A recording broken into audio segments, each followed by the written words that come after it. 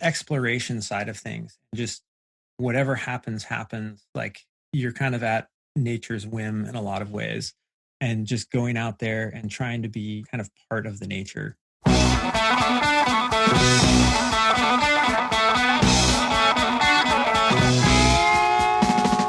Welcome to the Low Tide Boyz, a Swimrun Podcast. I'm Chip. And I'm Chris, and this is episode 47 of the show. We're stoked to have Brent Molsberry on the show this week. He's a race director, adventure racer, Annie Molsberry's husband. We should probably have led with that. And our de facto tour guide for awesome swim running spots in the great state of Washington. More on that later in the show.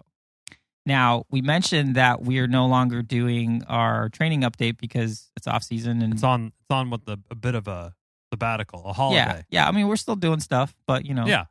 But for our first installment of our new segment, Adventure Time, essentially all we've done is start coming together with a plan to do something, and we've sort of narrowed down that we're going to plan our swimrun adventure to happen at Lake Sonoma, California, which is a big lake where they do some Ironman races there. So there's a big body of water, but they also do some trail races there where when we've trained on that course, we noticed that there was a lot of water kind of like along the edge. So even when we were training for this 50-miler that didn't happen, we were like, we were slated to run the Lake Sonoma 50. Yeah. Or were you pacing me or you? No, we were both up? running it. Okay. I was like, yeah, you want to pace me? And you're like, I'll just do it. I'm like, okay. We were planning on doing that one, like No Man Left Behind, That's right. So that would have been fun. But yeah, as we were doing, they did like a training day update. We were like, oh man, there's like bodies of water, like all parallel to the course. So that's where we're going to do it. And we're going to bust out maps and everything. We're going to start going out there after the holidays, after Thanksgiving. And we'll keep you posted on how that goes. Yeah, that'll be exciting. Yeah. Now, on to shoutouts. This week, we have 3 extra special shoutouts this week. So, in the past few weeks, we've added a bunch of new folks signed up on our Patreon account. 3. That is insane to us. So, first, Marcus Barton, as you know, Mr. Low Tide Boy. Mr. Low Tide Boy himself.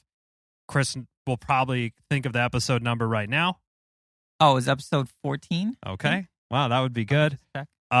He's from North Carolina. Bob from Texas, who we actually mentioned on our race report and our race recap show. We kind of jogged it in from the last run leg with him, and he said he listened to all the episodes, and we just thought that was so cool that we got to chat with him for a bit.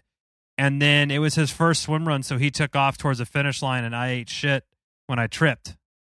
And so that's Bob. And then Miguel from California. Yeah, Bay Area guy. Appreciate it, Miguel.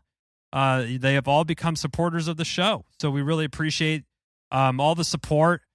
And the funds do really help us cover all the production costs, hosting the website and the podcast and all that sort of stuff. Plus, it is helpful for us to justify it to our wives. Yeah. Well, we can't just not do it because people are expecting us. They're expecting us. At least in my household is like, honey, I promise you other people are as into swimrun as we are that are in the US. Yeah, totally. Even though we have a global audience, but it's still much appreciated. So thank you. Tip of the hat to you 3 for helping us keep it going. So now for this week's favorite theme song of the show, This Week in Swimrun, powered by RaceID.com.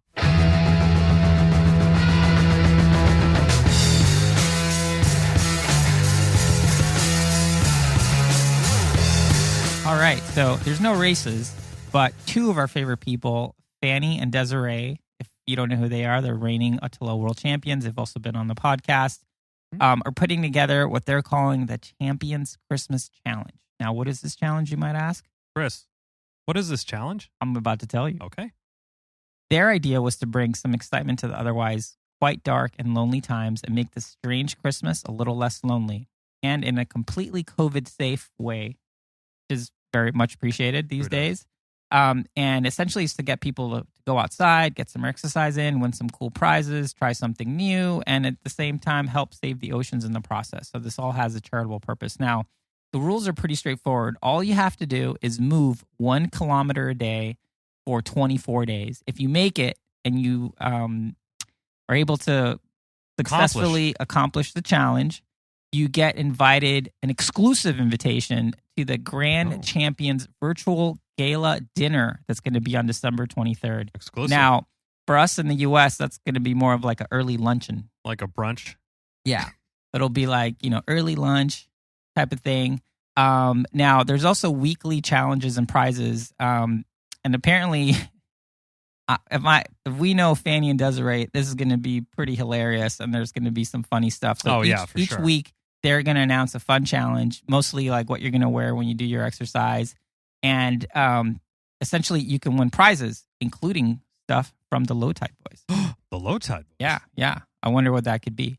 The challenges will be communicated on social media each Monday, and all you have to do to win these prizes is to essentially post pictures of yourself on your public Instagram profile and use the hashtag Champions Christmas Challenge on your photo and mention Fanny and Desirée in your caption. So let's do this.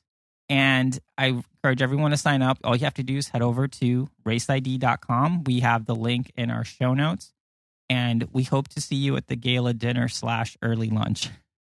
Exclusive event. Exclusive event. Looks like a lot of fun, and I'm definitely going to sign up. I've never really thought about doing a challenge like this, like just moving 1K every day. So it'll be good. Some days it could be swimming. Some days it could be running. Maybe it's on the bike. Yeah. Question: virtual miles on Zwift or Peloton? I'm sure they I'm sure those would count. I'm sure they.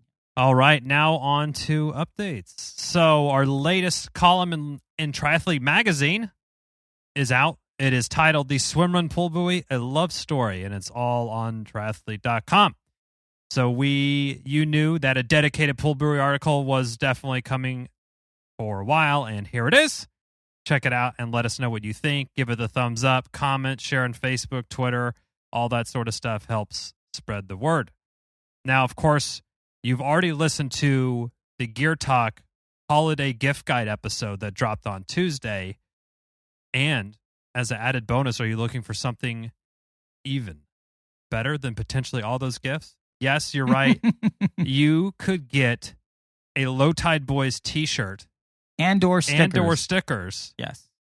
Don't have to wait in line on Black Friday. You just go to lowtideboys.com, enter the code LOWTIDE.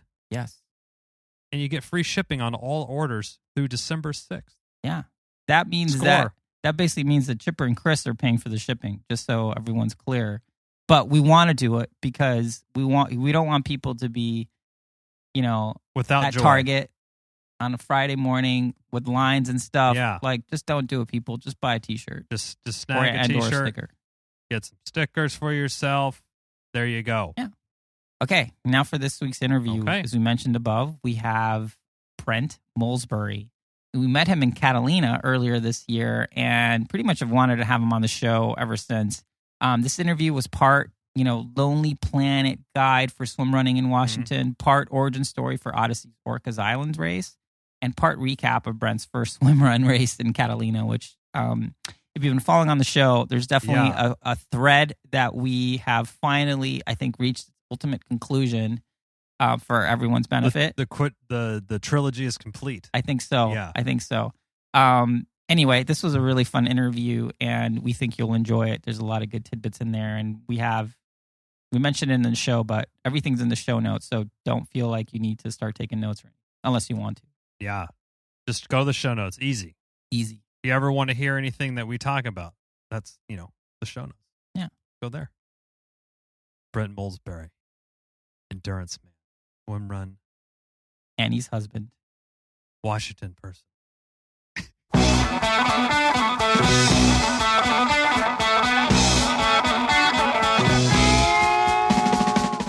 We are super stoked today to have Brent Molsberry on the show. He is a race director out of Washington State. He works with Odyssey Swimrun for Orcas Island, among other races around the Bellingham area, and swim runner in his own right. Welcome to the show, Brent. Thanks for having me. Nice to be here. Yeah, we met you in Catalina way back when, and I was really surprised that it was like, oh man, this is your first swim run. I thought you were a race director. He's like, I am. But we're going to talk about that later. I think what we really want to talk to you about is, we follow you on Strava.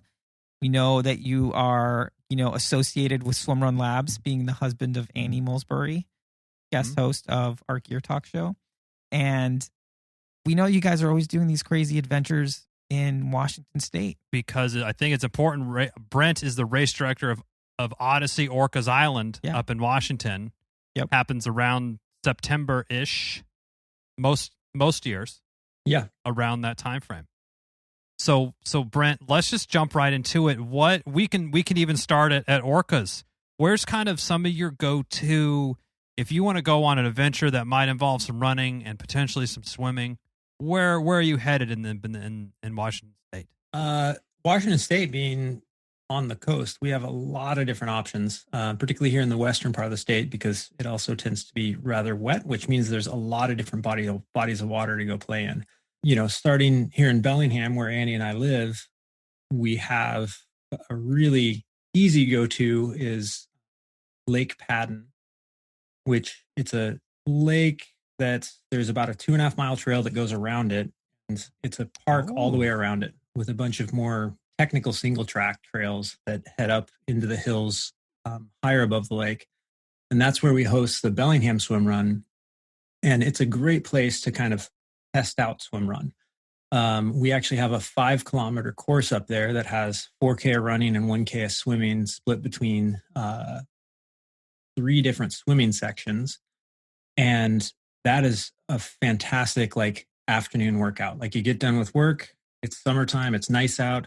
You just head up there with a pair of shorts on and your pool buoy and your paddles and just go. And it is a great 45-minute all-out workout. Nice. And you can, everything's short enough that you can really push on it. So it's a really different feel than your typical kind of longer swim runs because everything's so short. The longest swim's 400 meters. And it's just a really fun way to kind of just get that loose swim run fix. Yeah. Nice. And it sounds like with that loop, you also have a lot of options there to, if you're feeling sporty, you want to do a longer run, you could do 2 loops, or you could turn around and do it reverse. Is that kind of what you do if you want to expand beyond the one, course, I guess?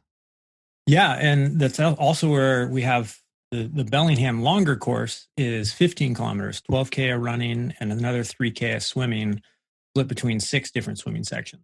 And it's all in the same park. And so depending on how much time we have available, we'll mix and match the courses. When we're training for longer swim runs, it's about a 3-mile run from the house to Lake Padden. And so we'll actually just run from home. Wow. Swim run up there. Out the door of your house. That sounds amazing. Spoiled. Yeah. We are super spoiled here in this area because that's some of your freshwater swim run options. And then for us, we've got Bellingham Bay right here in town. And there's a lot of public parks and public access along the waterfront. And so we'll, again, often leave right from home and run down to a park right here in town. And we can jump off the dock, swim to the other end of the park, run back, jump off the dock again, swim the other way to a boat launch, run to another area. And so we've got lots of different options. Mm-hmm. And if you're lucky, Annie was doing a swim run training one day and she went and ran down the dock and there was kind of an interesting looking gentleman down at the end of the dock. And she kind of just ran and jumped in the water and started swimming. And she kind of looked back over the corner of her as she started swimming. And the dude just lifts his hands up in the air and yells, "Navy SEALs!" So you get some really good cheerleaders along the way. Honestly, I totally understand. If you're sitting there, imagine seeing someone just run and just without hesitation just launch themselves into a lake. Yep. Yeah. With odd gear on. Yeah. I mean, why wouldn't you think it's or coming out of the water, you're wearing all black. And then just running away. Yeah, just running away. Wow. I love the fact that you can just go right from your house out there. That's one of the most ideal scenarios. It's pretty amazing. And then from just south of Bellingham is Larrabee State Park, which has a mix of kind of coastline, and then it's got a bunch of trails up on the mountain. I mean, it's a 2,000 foot climb almost from Whoa. sea level up to the top of that mountain. And we can swim in saltwater and in freshwater down there and kind of connect all these trails together. That's really cool. So that's another good option just here close to Bellingham. And then as we head like a little bit further south, in the Anacortes, Washington area, there's a beautiful state park called Deception Pass State Park. And don't swim in Deception Pass itself. The currents just rip through there. It's deceivingly. They aren't deceiving. It looks like a whitewater river, and it's sunk like 40-foot boats. So you want nothing to do with it. But on either side of Deception Pass itself, the state park encompasses those areas, and there's beautiful bays and some great lakes. You can mix it up between like some really nice, warm freshwater swimming, and then into the bays themselves. And like on the western part of Deception Pass, where it's more open, even in the summertime, if you're out there with an incoming tide, like water's 48, 50 degrees. So it is refreshing, to say the least. So invigorating. I will say, so if anyone's keeping score at home, you're trying to write down all these names, don't. We're going to put it all in the show notes. So just sit back and enjoy. Yeah, note over. Side note over. Yeah. And then other stuff here in Washington, like we also host a swim run down in Seattle. And that is, so if you're in Seattle for business and you're like, man, I want to do something fun. Yes. There's a beautiful park in kind of southeastern Seattle, and it's called Seward Park. And it's this peninsula that sticks out into Lake Washington. And there's beautiful trails all the way around. There's actually old growth forest there. It's like this little oasis. Like you're running through these trails with massive trees, and then you like pop out at the far end of the peninsula, and you can like look down Lake Washington, one direction at Mount Rainier, and the other direction you can see like the skyline of Bellevue in Seattle. Wow. And again, just tons of options for different swim and run routes through there. So that's a great place also to go check out if you're in the area, and particularly if you're in Seattle for business and looking for some way to get out in the afternoon. Yeah, I think that's really cool that you gave an urban option as well, because I always throw the running shoes and the shorts and a t-shirt on when I will be at a conference for the week or something, and it is nice. It's a great way to explore a new place. Is just to kind of run around, bring your phone so you know how to get back, but just get out the door and just start running in one. Yeah, having been horrifically lost before, make sure you bring your phone with you. Yeah, definitely recommended. Seward Park, you can't get too lost if you go to the park itself, but if you're running down there, there's a nice like lakefront trail that runs for several miles in either direction to get to and from the park. So there's some really good options in that area. And even like West Seattle, there's long sections where it's public beach. So you could do basically just kind of swim in the sound and then jump out and run for a while and then hop back in the water and swim as long as you want and then jump back out again. So there's a lot of options with all the water that we have in this area. That's awesome. That is really cool. So you have been a race director doing some of these smaller Seattle-based swim runs for how many years, kind of before you were... Yeah, before Orca. Before Orcas. So I actually started... I come from an adventure racing background. And so I started adventure racing. I tend to jump in with both feet on kind of all things. We understand. So my first ever adventure race was back in 2004, and it was an expedition length adventure race that started in the San Juans and went into the Cascades and came back to the San Juan Islands. And so we finished in like just under 6 days. And that was, after that, I was kind of hooked on the adventure racing idea. Okay. And then that's quite the adventure. 6 days. Yeah, that sounds like... How many total miles and what kind of... like bikes and kayaks? Yeah. Yeah, so it was about 400 miles. It's a co-ed team of 4. Okay. So basically a friend from college and former roommate called me up and he was like, hey, we got a space for another teammate. Will you be interested in this? I was like, sure, why not?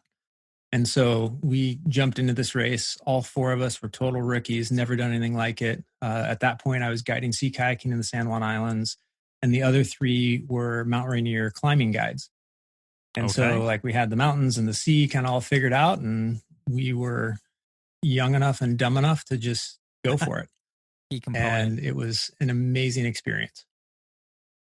Wow. That's awesome. So awesome. So you start doing adventure racing. When did like Swimrun and kind of race directing pop onto your radar? So I started in 2007 directing adventure races, and so did that for a number of years and still do that as well. And then one of my friends, actually my boss out on San Juan Island, who owns the kayaking company, he hit me up after hearing about Swimrun, and he was like, dude, we need to do one of these. You need to make this happen. And I was like, I don't know about that. And he just basically kept pestering me. And his name's Brian Goodremont, and he just kept pushing until I finally like, all right, why not? Let's give it a shot. And so the first year we did it was 2017, and we had the Bellingham Swim Run up at Lake Patton. And it was, a small field, new weird sport, and super fun. And I kind of like started trying to learn to swim because I didn't really swim before this at all. And so I kind of started learning to swim, and Annie obviously got way into it as well. And so we started doing some training and stuff together and having fun with that. And, just planned on kind of continuing to do that. And then in the fall of 2017, I got a call from Jeff Cole and Lars Fananger, then with Swimrun USA, now Odyssey. And they were like, hey, you direct a swim run, which first off is pretty rare. Yeah. And you also direct adventure races in the San Juan Islands.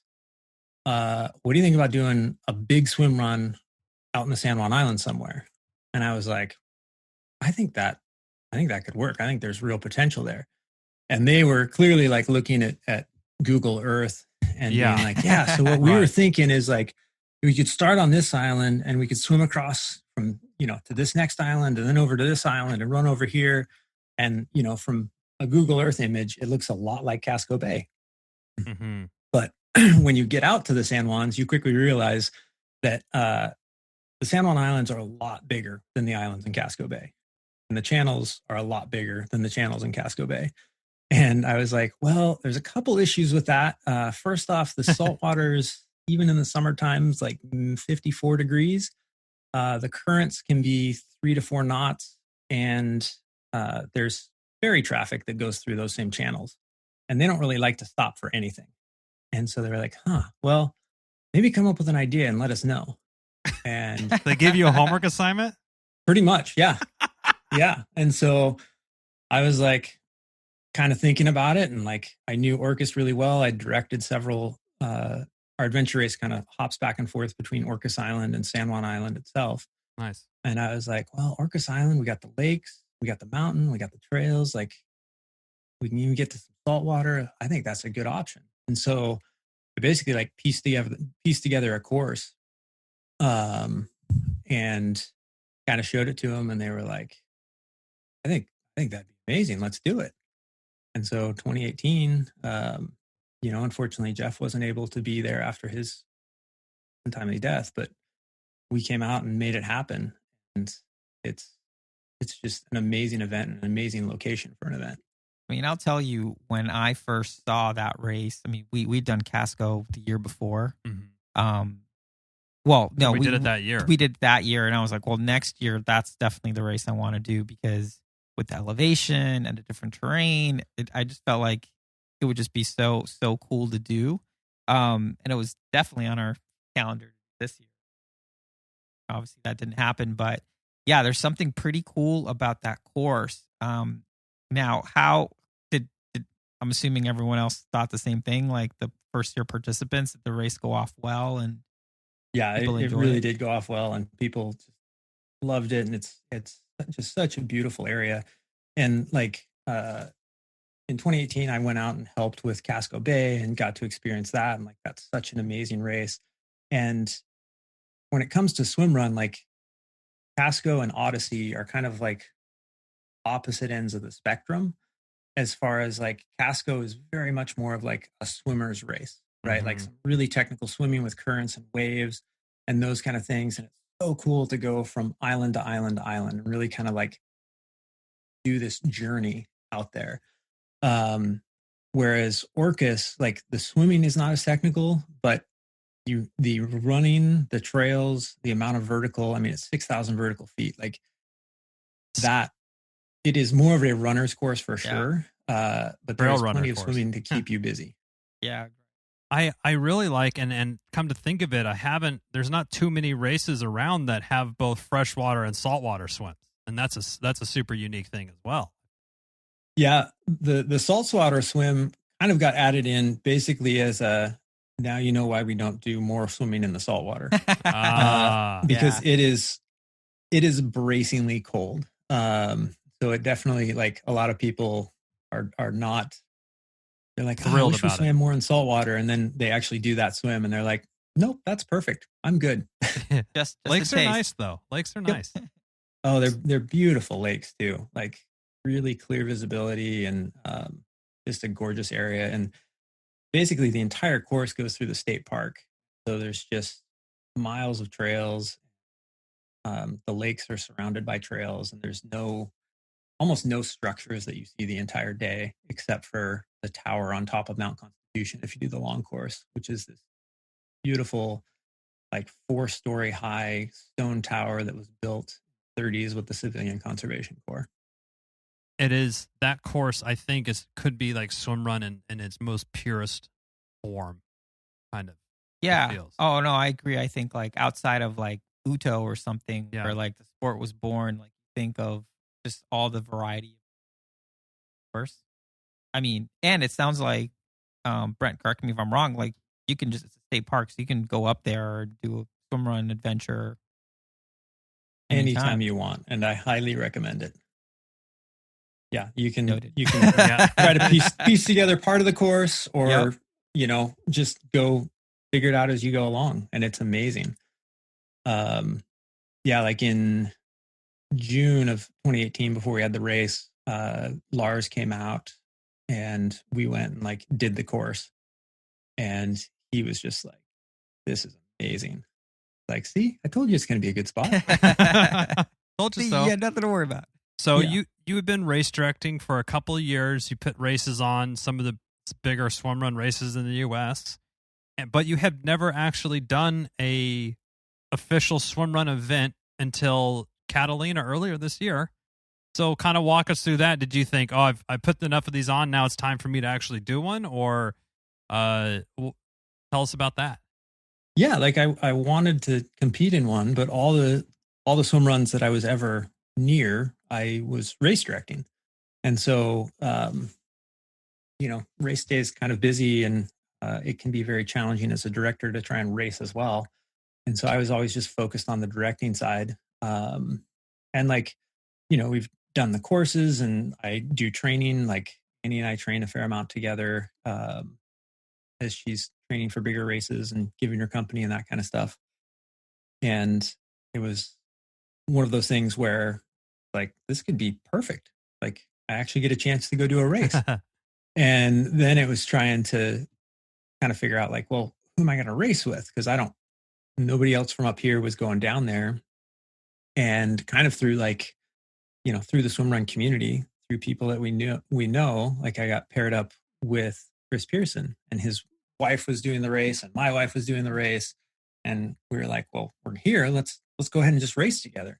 And so like we talked on the phone a few times and kind of talked about what our somewhat game plan was. And I had met him once briefly because he came out and did the short course on Orcas, but I'd never really met him or certainly didn't have a chance to do any training with him. And so I met him the night before the race at the pre-race was the first time we really got to sit down and talk. And I was like, yeah, let's go do this. Let's go have fun. Let's just see what happens.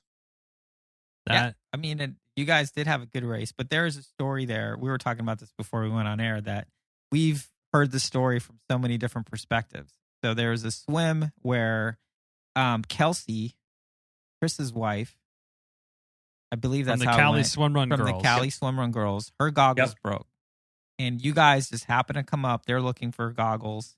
And Chris, winning the Husband of the Year award, is like, well, take my goggles because you guys are way more serious.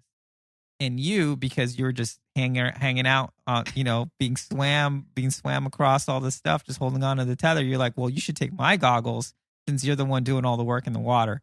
Can you just run through like how that whole, because it must have happened pretty quickly, but we've heard it from so many angles. We might as well get one more. Yeah. I mean, it basically played out like that. Chris didn't hesitate for a second.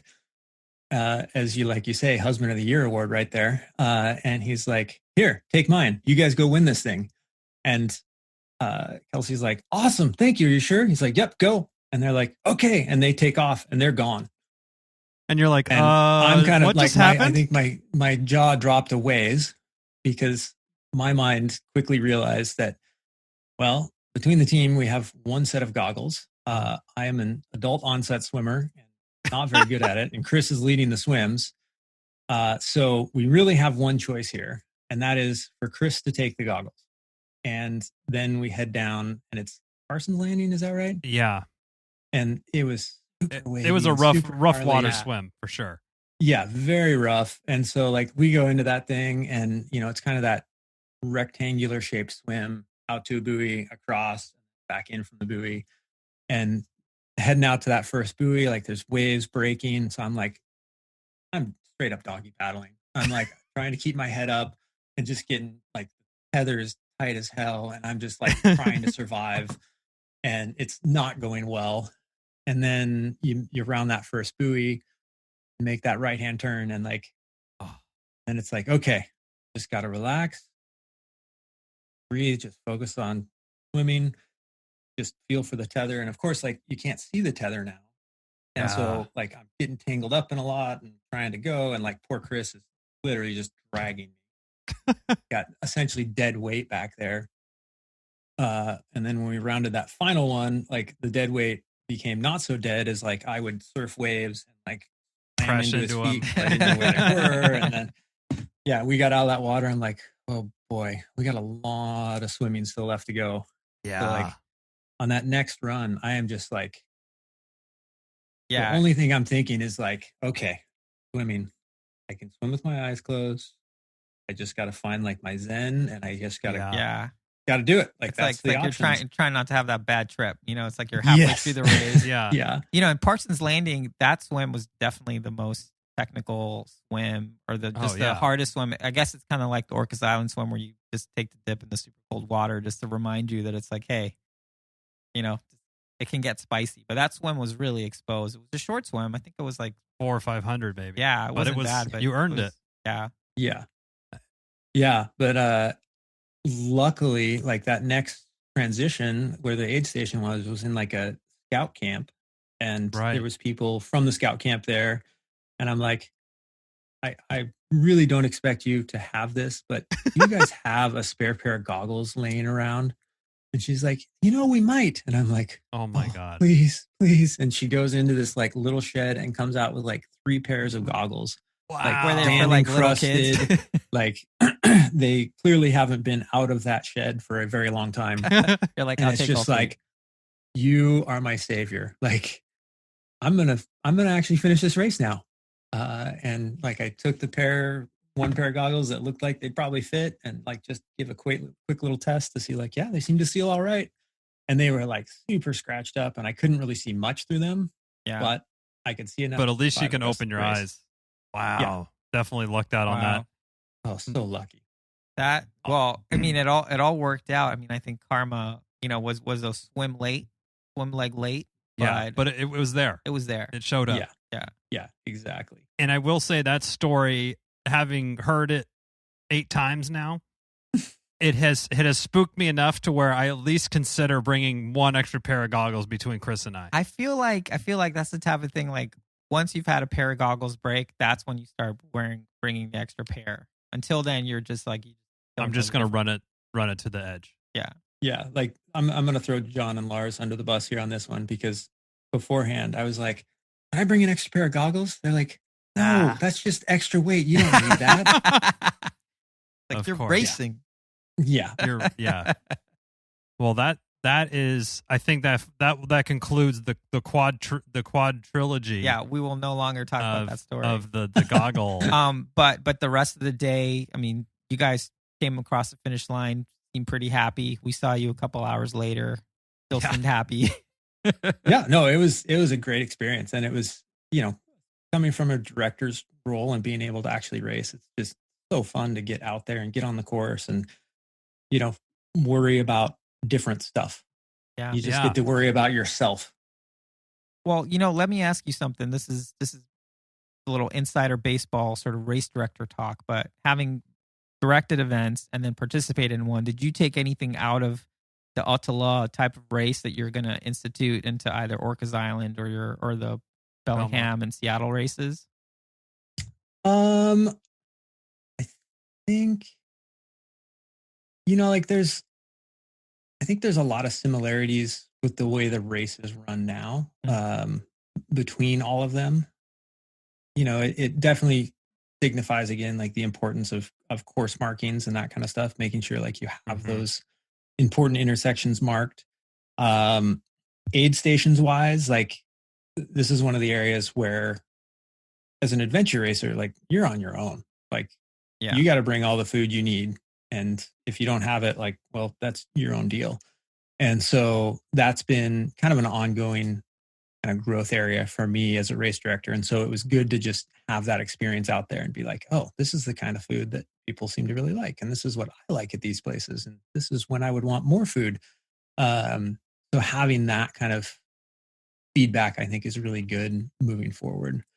I think ultimately, and hopefully in the next year or so, hopefully before, as COVID things kind of settle down, like what makes these races so special is the community.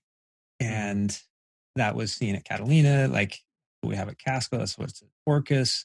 Like it's just such a great community, and just being able to connect with everybody and have time to do that is super crucial.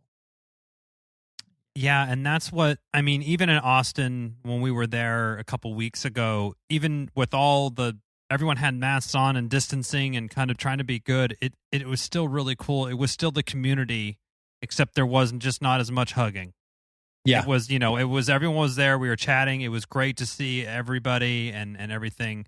And every kind of swim run event like that, it is really, sends it home for us. As I remember kind of back in, like, you do a triathlon, you finish, you get your water, you go pack your shit up, and you get out.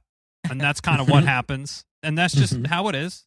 But with Swimrun, it's like, let's hang out and let's cheer some people on and let's do this and that. And it definitely attracts a certain type of person that's kind of into that type of stuff. Yeah, and I think it's been said a number of times, but I think the team aspect, like coming from an adventure race background, and then, like I've done some ultras. I did one triathlon in like high school. I've done a lot of like solo stuff, but the team aspect, having that other person that you're truly sharing the event with is, I think, a huge part of it. And even not just within the team, but amongst other teams, having that other person there, like it seems to break down some barriers. And so talking with other racers on the course and after the course and like retelling stories to each other, like having that teammate, I think really opens that up. Yeah. Yeah, I actually hadn't thought about it that way. Like having your buddy there makes it sort of like break the ice with Yeah, that's a really good point. Yeah, like an introverted person, that's a really good point. Yeah, like they can build you up so you don't have to brag too much about yourself later. Exactly. Yeah. Oh, my partner's so good. Have you met my friend Chipper? He's tied right here. Now, with your kind of background in adventure racing, I'm kind of curious, and we've seen a couple threads with some of. I think I see a lot of. If we were to do a Venn diagram, people that are into swim run and people that are into adventure racing, I think there would be a pretty good overlap going on.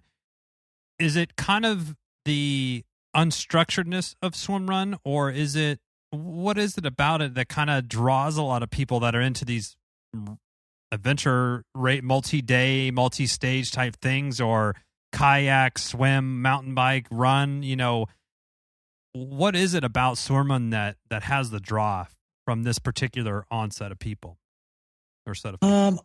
I think the team part is a big part of it. The multi-sport aspect is also involved there. I can say that it is way easier to travel for a swimrun race than it is for an adventure race. Can you check a canoe? Will that fit in the overhead bin? Well, we a lot of times use pack rafts now, which are like these little inflatable rafts. We have a 2-person pack raft that weighs about 12 pounds and it holds up pretty nice, but like we still sometimes you have to fly with that, and you got to fly with a bike, and you got to fly with a lot of gear. Similar to triathlon, maybe even actually but more stuff than a triathlon. But I think the exploration side of things, just whatever happens, like you're kind of at nature's whim in a lot of ways, and just going out there and trying to be kind of part of the nature is very similar with adventure racing. Yeah, I mean, like going back to your Venn diagram thing, if we did like bingo of swimrun kind of words, part of nature, magic, adventure. Yeah. Taking what the course gives you, like all these things they're definitely repeated, and we see it a lot, which it's why we're into it, right? I think it draws that type of person who's like, yeah, maybe a bunch of 5K, 10K or whatever triathlon, and you're looking for some new juice. And definitely, and then for a subset of people, like I actually consider myself a swim runner now. Like I would say, on my Instagram that's bio. what I am. And it's like, I don't care that no one knows what it is. Yeah. And maybe they'll look it up at least. Yeah, exactly. Nice. The right people will know what it is, right? Exactly. So, so we know that you need to get back to your life. So we wanted to ask you one last question about, do you have any sort of adventures, anything you're kind of planning over the winter that you're going to take on? Anything cool? The swimming, we're pretty locked out on the swimming right now. It's about 45 degrees and raining outside, and the water temp's about the same. So outdoor swimming's kind of out, and with COVID, most of the pools actually all just got shut down again up here. Adventure-wise, on a much smaller scale, Annie's trying to get me to do more open water swimming, just cold water stuff without a wetsuit. I am not sure how she stays in the water as long as she does. I generally count my strokes, which are breath strokes, without getting my head underwater at all. And I think I've worked up to 30 strokes, and there's only a little bit of weird cramping that occurs at that point. The first time I went with her recently, I'm like trying to build up. So I do like to finish my shower with like as cold as it gets, and I stay in there for like a minute and a half. Oh yeah, I'm ready for open water swimming. And after like 20 breaststrokes, I got out of the water, and I think the first thing I said to Annie was, "That is way colder than a shower." And he laughed and agreed. Around here, like I don't have any specific adventures in mind. Just I really enjoy backcountry skiing, and the snow just started flying. I literally just got off the hill after my first day out for the season, and so trying to get outside and do that and get some biking and trail running in. Nice. I think the legs are still recovering a bit from trying to keep up with John Stevens running through the Grand Canyon, and to see what life dishes out for us. And you and John Stevens have hooked up for a couple big adventures this year. And Annie, what was that other large hike that you did earlier a couple months ago? In just east of the Cascade Mountains is a little town called Leavenworth, and right outside of that is this area called the Enchantments, and it's very appropriately named. And like to get a camping spot in there, backpacking spot in there is, a lottery system, and it can take you years to get even a single night permit in there. But if you're willing to go for a long day, you can just run through it in a day. And so John and Annie and I and another friend went through there, and you can do it as a point to point with a car shuttle. And we did it the opposite direction of most people do. So we actually climbed more. And so it ends up being about 8,000 feet of climbing and about 5,000 feet of descent. But you go up into this area that with just these beautiful granite peaks and these cool little Arn lakes, mountain goats, and the tamaracks, which are kind of a deciduous pine tree, or like bright gold. And you can see Rainier and all these other mountains. I mean, it's just a spectacular place. And so I think I'm going to be dreaming about that place tonight. Yeah, I'm going to scroll back on your Instagram and check that out again. That was if you do the straight shot through, I think it's like 18 miles. We kind of deviated to go up to another peak there, so it ended up being like 20 or 22 miles. A big day, but very doable in a day. And like it just doesn't get a lot better than that. That place is truly amazing. I don't know what about it, but I'm itching for a Pacific Northwest vacation. I don't know what it is, but I think if you need some tips on where to go, I know somebody to talk to. The best donut shop up there. Blue Star. There's some good donut shops too. Is Blue Star up in Seattle? Or is that a Portland thing? Seattle as much. The one here in Bellingham is Lafines is probably the most popular one here in Bellingham. Now we're going to be like, they're the donut guys. Yeah. We're just because we talked about it one time. We're the donut boys. We're the donut boys.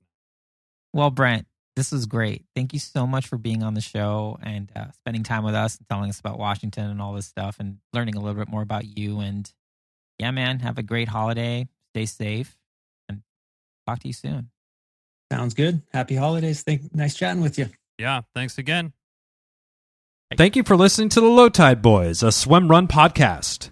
Make sure to subscribe wherever you listen to your podcast and leave a review on iTunes if you're so inclined. You can also sign up for our newsletter at lowtideboys.com. That's boys with a Z.